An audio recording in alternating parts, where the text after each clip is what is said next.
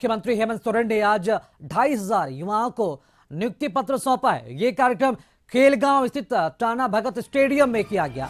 मुख्यमंत्री हेमंत सोरेन कार्यक्रम स्थल पहुंचे और निजी क्षेत्र में नौकरी पाए 2500 युवाओं को ऑफर लेटर दिया। वो कार्यक्रम को संबोधित करें, आइए आपको सीधे लिए चलते।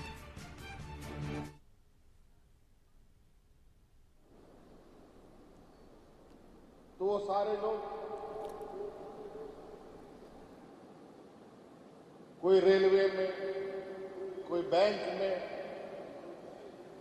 नौकरी करने के लिए जाता था, लेकिन आज के दिन में जिस तरीके से बैंक का मर्जर हुआ है, उसमें भी नियुक्तियां घट गई। कई उद्योग जो भारत सरकार के अधीन, वो सभी प्राइवेट लोगों के हाथ में है। आज हमारे राज्य में जो उद्योग हैं और निजी उद्योग खासकर, उन सब के साथ हम लोगों ने इस कानून के तहत उनको राज्य में रोजगार सृजन करने का वादा लिया और हर संभव हमारा ये प्रयास है रोजगार मिले, स्वरोजगार से जुड़े। तो आप इस तरीके से देखेंगे कि सरकार ने जितनी भी योजनाएं बनाई हैं, वो योजना सिर्फ यहाँ के झारखंड के मूलवासी आदिवासी के भावना के साथ, उसके क्षमता के अनुरूप और उनकी योग्यता के अनुरूप बनाया है। चाहे वो महिला हो, चाहे वो पुरुष हो।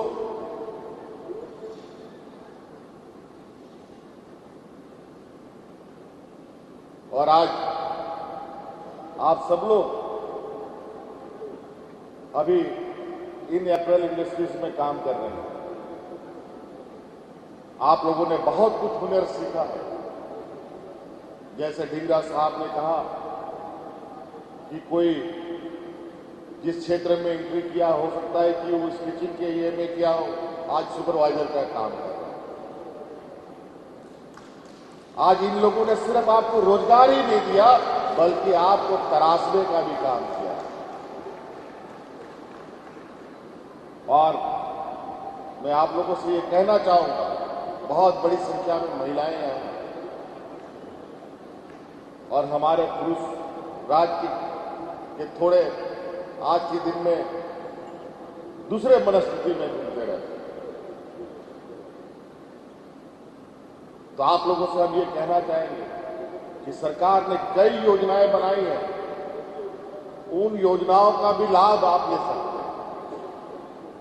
और उस योजना में सरकार स्वरोजगार, आज हो सकता है कि आप 15,000, 20,000, 50,000, लाख रुपया का महीना कमा रहे हो, लेकिन स्वरोजगार से आप लाख रुपया तो कमाएंगे ही कमाएंगे, हो सकता है उससे अधिक कमाएंगे, बल्कि अपने साथ 4 लोगों को भी रोजगार दे सकते हैं।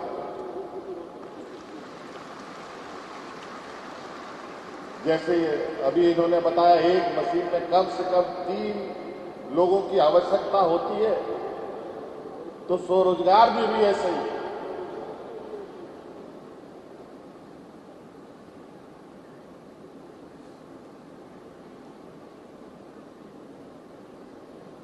हर चीज में, हर व्यवस्था में अगर आप काम करें तो उसमें आर्थिक आय आप ले सकते हैं।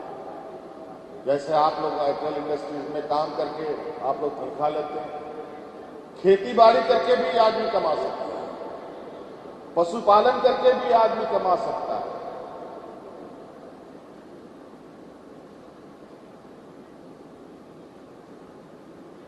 रोटी, कपड़ा और मकान, ये हर मानव जीवन और हर मनुष्य की आवश्यकता है, चाहे वो अमीर हो, चाहे वो गरीब हो। बिना खाए कोई नहीं रह सकता, बिना कपड़े का कोई नहीं रह सकता, और बिना छत का भी कोई नहीं रह सकता। हर लोगों की ख्वाहिश होती है छत। कई चुनौतियों के बाद भी आज इस राज्य में कई ऐसे गरीब हैं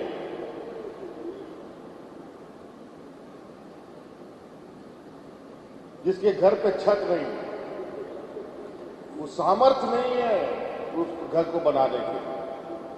आज इसीलिए सरकार ने एक बड़ी चुनौती दी है और इस राज्य के हर गरीब को आवास देने के लिए अब वह आवास की योजना शुरू की है, जो हम कल परसों से देने वाले हैं।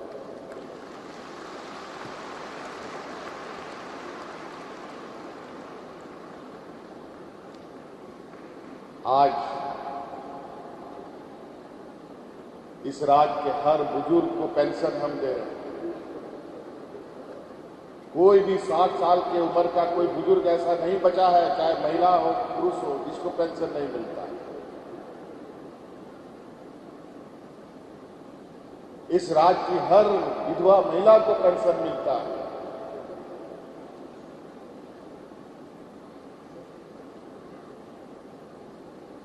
हर दिव्यांग को पेंशन मिलता है।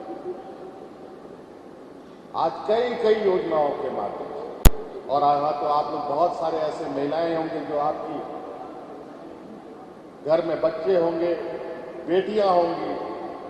आज इस राज्य की सभी बेटियों को हमने सावित्री बाई फुले योजना से जोड़ा।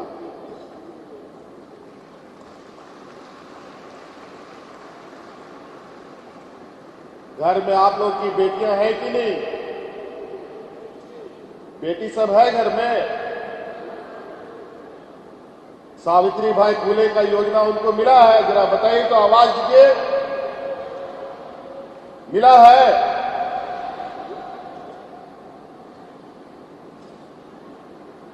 तो आज इसलिए हमारा ये योजना है। जो दुख तकलीफ है हम लोगों ने देख लिया और अभी हम देखेंगे और उस चुनौती से लड़ेंगे भी और आगे बढ़ेंगे भी, और हम अपने आने वाली पीढ़ी को सुरक्षित भी करेंगे।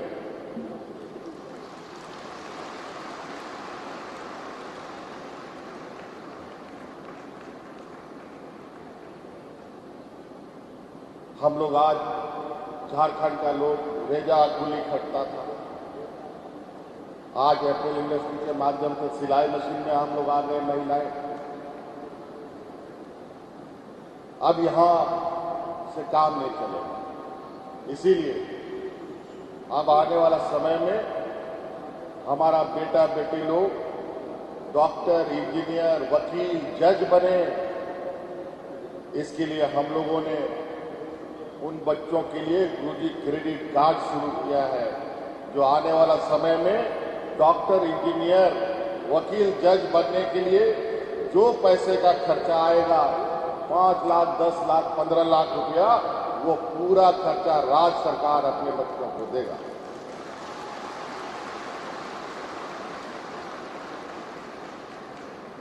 आज हम इसलिए आगे नहीं बढ़ पाते हैं कि ऊपर जो सबसे नीति निर्धारण करने वाले जगह पर आदिवासी, दलित, पिछड़ा, अल्पसंख्यक लोग नहीं है। आज आपको मालूम है, आज झारखंड का बेटा बेटी लोग विदेश में पढ़ाई पढ़ रहा है। कौन सपना देखता था यहाँ का आदिवासी परिवार जो अपना बेटा को विदेश में पढ़ाने का सपना देखता हो?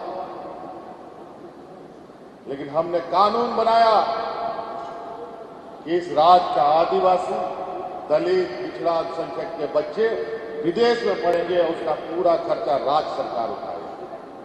आज उसका नतीजा है 50 बच्चा हमारा विदेश में पढ़ाई कर रहा है। ये देश का पहला राज्य है।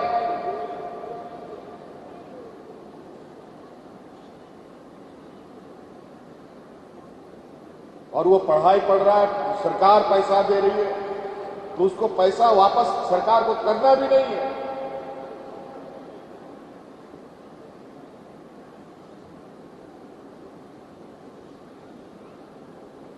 मेरे इसके पीछे सोच है कि हमारे समाज को आगे बढ़ने से अब कोई नहीं रोक सकता। इसके लिए नीति निर्धारण ऐसा हो जिसके माध्यम से व्यक्ति नहीं बल्कि समाज आगे बढ़े, पूरा पीढ़ी आगे बढ़े।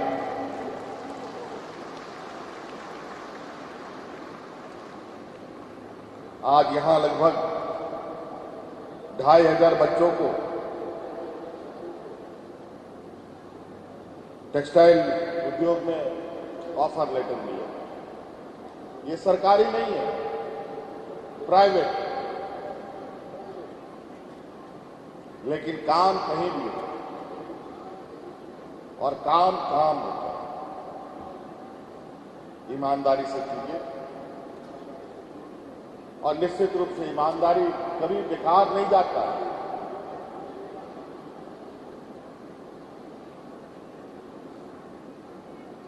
और वो आज नहीं कल वो आपके लिए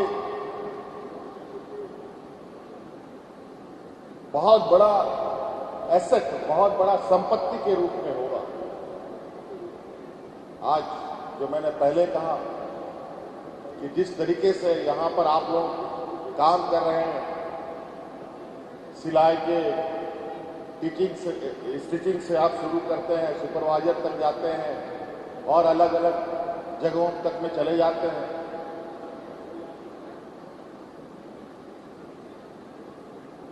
ये अनुभव तभी आपको मिलेगा जब आप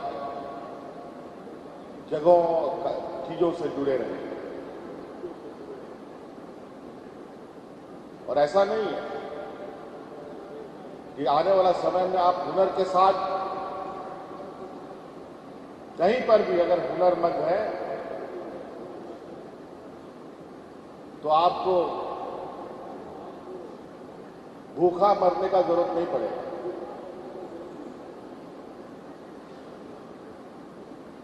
तो इसके लिए आज यहां जितने लोग को ऑफर लेटर मिल रहा है, नए साल के इस अवसर पर मेरी ओर से बहुत बहुत शुभकामनाएं। अभी बच्चियां जो उधर कर्नाटक से आई हैं, उन बच्चों की बात सुन रहा था और मुझे अभी पता चला, अभी हाल में ही कुछ बच्चियों को हम लोगों ने कर्नाटक से रेस्क्यू किया। हम लोगों ने अपने राज्य में एक ऐसा व्यवस्था बनाया है, विशेषकर जो बाहर हमारे काम करने के लिए लोग जाते हैं, उनके लिए हम लोगों ने बनाया है कि उनको अगर कोई दिक्कत हो तो उसमें शिकायत करें और हम उनके तक पहुंचकर उनको मदद पहुंचाने का काम करें। उसके माध्यम से मुझे लगता है कि 20-25 बच्चियां होंगी जिनको हम लोगों ने रेस्क्यू किया। तो ये अनवरत जारी है, एक बार नहीं कई बार बच्चियों का हम लोगों ने रेस्क्यू किया। वो अभी विदेश में भी, अभी एक कहां इटली की कहां पर हमारा एक नौजवान चाईबासा का किसी घटना में उसकी मृत्यु हो गई और उसको यहां लाने में बहुत सारी दिक्कतें, उसमें भी हमने हस्तक्षेप किया। इन प्रकार उनका लाने का प्रयास हुआ। तो कई सारी चुनौतियां हैं। आपको हो सकता है, मानव स्वभाव है, भगवान ने 2 पैर दिया है चलने के लिए, खड़े रहने के लिए नहीं। हाथ दिया है, आंख दिया है, नाक दिया है, वो इसलिए कि हम कुछ करें। और इस देश का अर्थव्यवस्था इस मानव के पैरों से ही चलता है। हम जब तक चलते रहेंगे अर्थव्यवस्था चलती रहेगी। अगर हम रुक गए तो अर्थव्यवस्था ठप। और यही हुआ, कोरोना में सभी लोग घर के अंदर रहने के लिए मजबूर हो गए।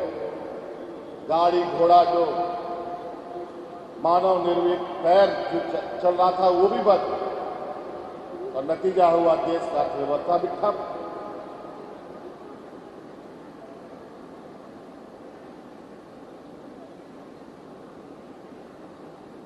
तो इसलिए आपको अच्छी तनख्वाह के लिए, अच्छे आय स्रोत के लिए लोग जाते हैं। पढ़े लिखे लोग भी जाते हैं, कम पढ़े लोग भी जाते हैं और अनपढ़ लोग भी आते जाते हैं। तो इसमें कोई मनाही नहीं है, लेकिन सरकार हमेशा ये प्रयास करती है कि अपने राज्य में रोजगार सृजन अधिक से अधिक हो, और जिस राज्य में बहुत रोजगार हो गया, सब सुखी संपन्न और घर में एकदम पैसों का अंबार है, तो आपको जानकर हैरानी होगा कि वो पलायन नहीं, वो तो उनकी स्थिति ऐसा है कि वो देश छोड़ करके दूसरे देश में चला जाता है। इसको क्या बोलिएगा? आप तो झारखंड से दिल्ली जा रहे हैं, बेंगलोर जा रहे हैं, कर्नाटक जा रहे हैं, लेकिन पता चला महाराष्ट्र का, केरल का, तमिलनाडु का, कर्नाटक का लोग, जो आर्थिक रूप से जो संपन्न राज्य हैं, हर एक घर आर्थिक रूप से संपन्न है, वहां का बेटा बेटी, वहां का लोग देश छोड़ करके दूसरे देशों में चला जाता है।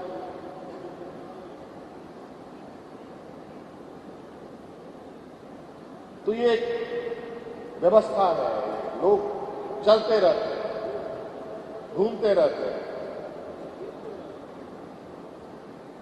मेरी शुभकामनाएं हैं, आप सुरक्षित रहें।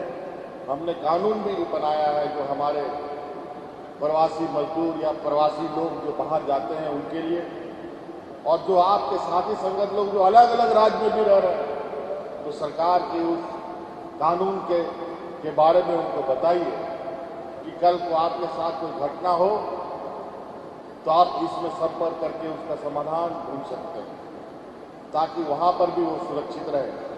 और यहाँ की सुरक्षा की तो गारंटी कंपनी के लोग लेते ही हैं और सरकार के लोग भी लेते हैं। तो इसलिए और ज्यादा नहीं कहते हुए आज के इस शुभ अवसर पर मेरी ओर से सभी लोगों को, यहाँ उद्योग घराने के सभी सदस्यों को, और जो 2500 युवक युवतियां हैं जिनको ऑफर लेटर मिलना है, उनको भी मेरी ओर से बहुत बहुत शुभकामनाएं हैं। और इस शुभकामनाओं के साथ कि आप आगे बढ़ते रहें और राज्य के भी सर्वांगीण विकास का एक हिस्सा बनकर काम करते रहे। बहुत बहुत धन्यवाद, शुक्रिया, जोहार।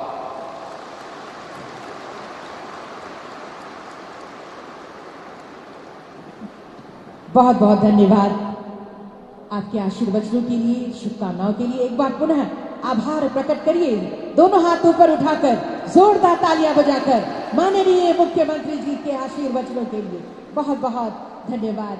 और आज वो ऐतिहासिक क्षण, वो अभूतपूर्व क्षण जिसका हम सभी बेसब्री से इंतजार कर रहे हैं, वो समय हमारे सामने बिल्कुल आ गया है। जैसा कि आप सभी जानते हैं, आज विभिन्न कंपनियों में कुल 2500 नियुक्ति पत्र सौंपे जाने हैं, जिनमें से सांकेतिक रूप से कुछ के बीच माननीय मुख्यमंत्री जी नियुक्ति पत्र प्रदान करेंगे।